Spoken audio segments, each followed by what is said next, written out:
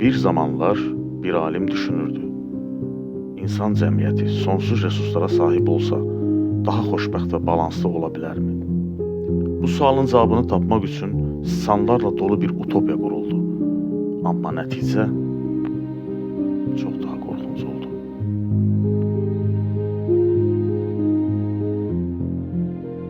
Amerikalı alim John Calhoun davranış psixoloqu idi. Onun əsas tədqiqat sahəsi sosial sıxlıq və bu sıxlığın heyvan davranışına təsiri idi. 1950-ci illərdə başladığı sınaqlarda gördü ki, çoxluq, yer azlığı və sosial münasibətlərdə pozulma ciddi nəticələr doğura bilər. Və bunun nəticəsində 1968-ci ildə Universe 25 adlı təcrübə həyata keçirildi. Universe 25 siçanlar üçün bir cənnət idi. Qida və su limidsiz, temperatur ideal, təhlükə yox idi. 4 bölməli bir strukturda başlanğıcda 8 siçan yerləşdirildi. Məqsədi resurs yoxluğu deyil, sosial pozulmanın təsirini öyrənmək idi. Calhoun bu təcrübədə məhdudiyyətsiz qida, su, istilik və təhlükəsizlik təmin olunan bir məkanda siçanların sosial davranışlarını izləmək istəyirdi. Beləliklə o, 256 mənzildən ibarət olan xüsusi bir koloniya, Universe 25 adlı bir dünya yaratdı. Təcrübə 4 erkək və 4 dişi siçanla başladı. Bu heyvanlar mükəmməl şəraitə buraxıldılar və həyatlarının heç bir hissəsində aclıq və ya təhlükə yaşamadılar. Birinci mərhələdə 9 ay davam edən inteqrasiya və artım mərhələsi başladı.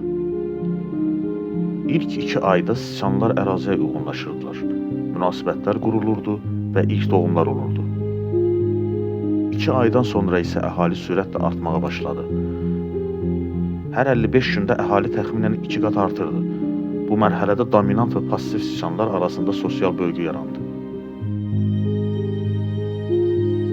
İkinci mərhələdə 9-cu və 14-cü aylar arasında olan zirvə dönümü başladı. Koloniyanın əhalisi 600-700 siçana çatdı. Dişilərdə aqressiv davranışlar, erkəklərdə isə passivlik və geri çəkilmə müşahidə olunmağa başladı. Bəzi erkəklər heç bir sosial əlaqəyə girmədən günlərini tək keçirirdi. Bu siçanlara gözəl olanlar adı verildi. Onlar fiziki baxımdan sağlam, lakin sosial cəhətdən boş və maraqsız idilər. Üçüncü mərhələdə 14-cü və 18-ci aylar arasında dağılma və sosial tənəzzül dövrü başladı. Əhali artımı yavaşladı, çünki dişi siçanlar artıq balalarına baxmır, onları tərk edir, bəzi hallarda isə yeyirdilər. Erkəklər arasında zorakılıq artdı. Cinsi əlaqə və doğum sayı kəskin azaldı. Koloniyada xaos və apatiya hökm sürməyə başladı. 18-ci aydan sonra isə sonuncu mərhələ olan terminal mərhələ başladı.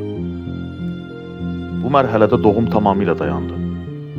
Yeni doğulan nəsil isə heç bir sağlam sosial davranış öyrənmədiyi üçün cəmiyyət içində funksiyasız qaldı.